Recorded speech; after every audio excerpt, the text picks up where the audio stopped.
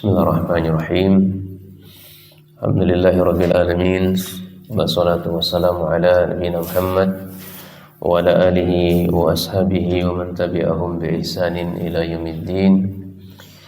Wa sallallahu subhanahu wa ta'ala aymunna alaina bi ilmin nafi' wa amalin salih wa yafaqina fid din wa aftanana futuhal arifin wa yarzuqna al-ikhlasa fil aqwali wal a'mali. Allahumma amin. Kita lanjutkan hadis 100 dari hadis Bukhari dan Muslim. Dan di hadis ke-18 ini hadis yang berbicara larangan mendahului imam.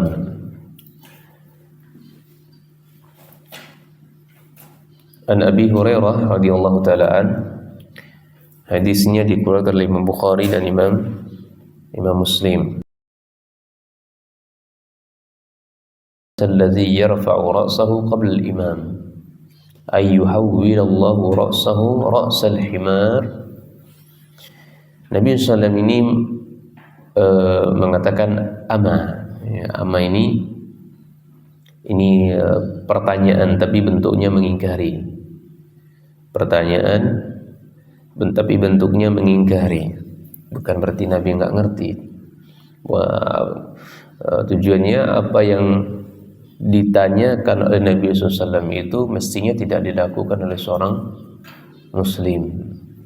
Nah, kata Nabi, ama yakhshal ladzi yarfa'u ra'sahu qabla al-imam. Ya, tidakkah atau apakah mereka ini tidak khawatir? Ya, yarfa'u ra'sahu qabla al-imam, mereka mengangkat kepalanya sebelum imam. Saya khawatir ayyuhawwilallahu ra'sahu ra'sal himar. Ya.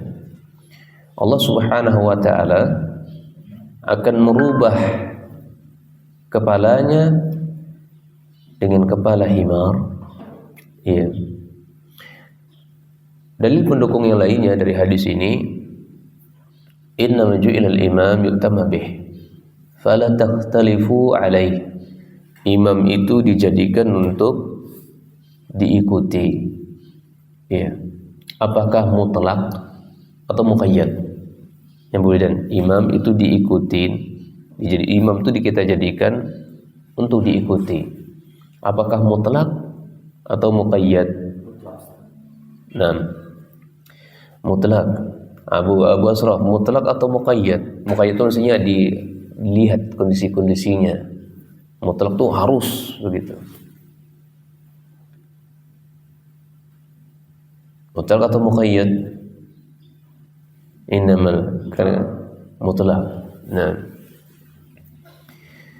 sebagian mereka di situ mengatakan imam itu diikutin ya, muqayyad, ya, muqayyad. Sehingga di sini ketika sebagian pendapat ketika qunut subuh, ya, maka sang makmum tidak mengikutinya. Ini sebagian pendapat demikian. Nah, ada sebagian yang lain mengatakan tidak. Imam itu dijadikan imam untuk diikuti. Maka ketika qunut subuh, ya, mereka ngikutin imamnya, ikut qunut bersama imam. Fala takhtalifu alaihi, maka kata Nabi SAW, jangan kalian selisihi imam. Ketika imam ruku, kalian jangan duluan ruku. Ketika imam sujud, kalian jangan duluan sujud. Ya. Fa idza kabbara fakabbiru. Apabila imamnya kabbar, bertakbir, maka fakabbiru. Maka setelah itu, ya. Maka setelah itu, jadi ada kata maka di situ. Ini menunjukkan ada rentan waktu, enggak langsung atau bahkan duluan, enggak gitu. Ketika imam takbir Allahu Akbar, maka setelah itu engkau pun bertakbir. Maka di sini menunjukkan imam dulu baru makmum. Wa idza raka'a farka'u. Demikian pula apabila engkau ruku, ya, apabila imam itu ruku, maka setelah itu engkau ruku. Wa idza qala sami'a Allahu liman hamidah. Apabila imam sudah i'tidal sami'a Allahu liman hamidah, faqulu, maka makmum mengatakan Allahumma rabbana walakal hamd. Allahumma rabbana walakal hamd. Wa idza sajada fasajadu. Ketika imamnya itu sujud, maka setelah itu engkau sujud. Ya. Dalil pendukung yang lainnya, hadis dibawakan oleh Barra bin Azib. Kana Rasulullah sallallahu iza qala sami Allahu liman hamidah. Ketika Rasul sallallahu alaihi wasallam mengucapkan sami Allahu liman hamidah, lam yahni ahadun minna dhahrahu hatta yaqa'a Nabi sallallahu alaihi wasallam sajidan summa naqa'u sujudan ba'dahu. Kami sallallahu alaihi wasallam tidak berani mendahului Nabi sallallahu alaihi wasallam sampai benar-benar kami pastikan Nabi sallallahu alaihi wasallam menempelkan jidatnya ke tempat sujudnya, baru setelah itu kami sujud. Ya. Atau dalam mana lain, kami tidak berani mendahului Nabi ketika i'tidal sampai posisi Nabi benar-benar lurus dari i'tidalnya, baru kami bangkit. Dan Nabi SAW sujud sampai benar-benar Nabi SAW posisinya sujud, baru kami ikut sujud setelah itu. Demikian i'tibanya, khawatirnya para sahabat Nabi sallallahu alaihi wasallam tidak berani mendahului imam. Ya. Kembali ke hadis yang tadi, ini adalah dalil pendukung ya. Bahwasanya Nabi SAW mengatakan mempertanyakan apakah seseorang itu tidak khawatir, tidak takut dia mendahului imam ketika sholat. Ketika ruku dia duluan yang ruku, ketika sujud dia duluan yang sujud. Ya, hendaklah mereka ini khawatir nanti ketika mereka mendahului imam, kepala mereka dirubah oleh Allah dengan kepala himar. Di sini para ulama sidang pendapat memaknainya. Ada yang memaknainya secara zahir dari hadis, benar-benar Allah rubah kepalanya. Ya, jadi kepala manusia itu dirubah oleh Allah dengan kepala himar. Ya, jadi kita pahami misalnya kan, kita pahami badannya manusia, kepalanya kepala keledai. Ini dipahami makna secara zahir begitu.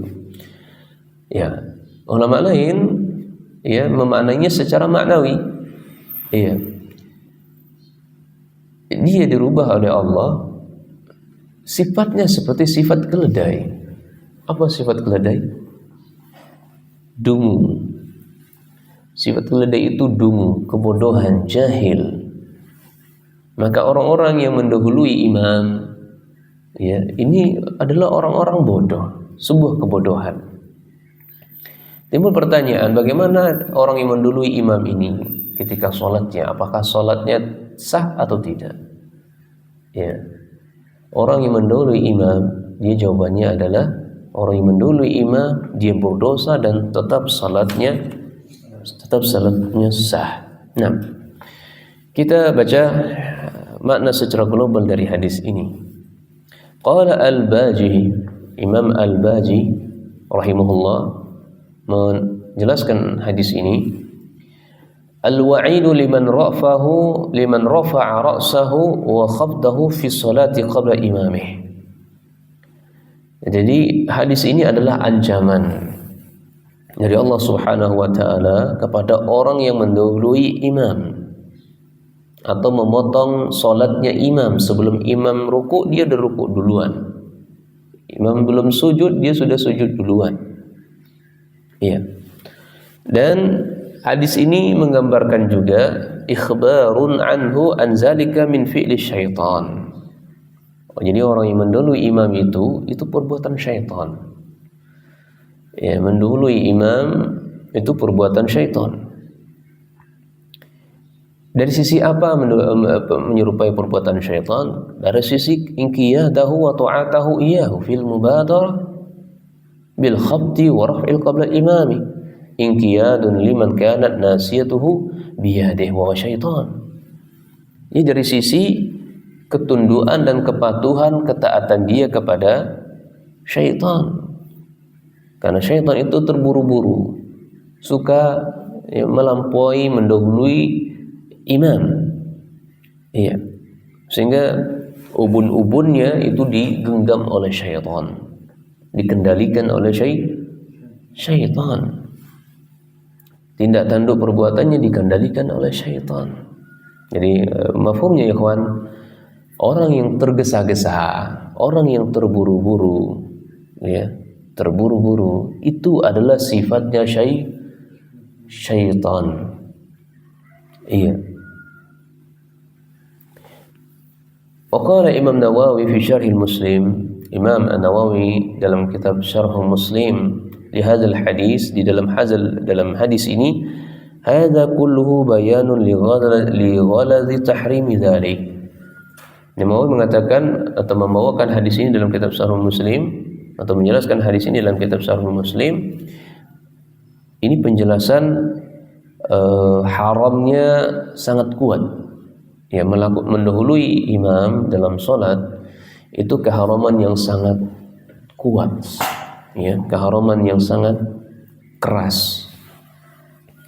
Sehingga Imam Ibnu Hajar Al-Asqalani rahimahullah, ya, secara zahir dari hadis ini haramnya seseorang mendahului imam. Hukumnya haram mendahului seorang imam. Wa qala Al-Mubarakfuri, Imam Al-Mubarakfuri dalam kitabnya fi Tuhfatil Ahwadi, yuhtamal an yarja ila umur ma'nawi fa innal himar mawsufun bil biladah fastu'ira hadha al-ma'na lil jahil bima yajibu alaihi min faradis salati wa mutaba'ati lil imam. Ini yang kita sebutkan tadi. Ya, jadi makna Allah Subhanahu wa taala ancam rubah kepalanya dengan kepala himar, ada makna zahir dan ada makna manawi. Kalau zahir memang dirubah kepalanya oleh Allah, kalau maknawi sifatnya adalah seperti keledai. Ya, sifat orang bodoh, orang jahil ini. Baik. Fawaid yang bisa kita ambil dari hadis ini, saya sudah tuliskan ada 6 faedah di sini. Yang pertama adalah al-jaza'u min jinsil amal. Al-jaza'u min jinsil amal. Jadi balasan sesuai dengan amalannya. Orang berbuat apa, ada kalanya dia akan diperlakukan seperti itu. Ya, hari ini kita berbuat zalim kepada orang lain. Ada saatnya, ada waktunya dia akan dizalimi oleh orang lain. Ya, hari ini kita mungkin sedekah air sama orang. Ada kalanya dia nanti akan disedekahi air oleh orang. Hari ini mungkin dia kaya. Ya, dia memberi kepada orang. Ada kalanya dia akan miskin. Dia akan diberi oleh orang lain. Maksudnya kehidupan itu selalu berputar, ibarat roda pedati begitu ya. Kadang di atas, kadang di bawah. Ya, kehidupan kita nggak jauh-jauh dari itu. Jadi amalan seseorang itu akan dibalas oleh Allah sesuai dengan perbuatan yang dilakukannya. Ya, di sini hadisnya apa? Dia mendahului imam. Balasannya apa? Kepalanya dirubah oleh Allah Subhanahu wa taala.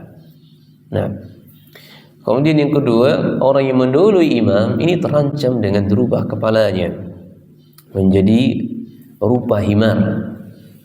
Karena di antara dirinya ya serupaan dengan kebodohan orang-orang jahil. Nah, oleh karena itu khawatir mestinya ya, jangan sampai kita termasuk dalam hadis ini sehingga kita tidak mendahuluinya. Faedah yang ketiga, tidak ada untungnya mendahului imam, justru akan menunjukkan kebodohan dan kejahilan kita, lemahnya akal seseorang.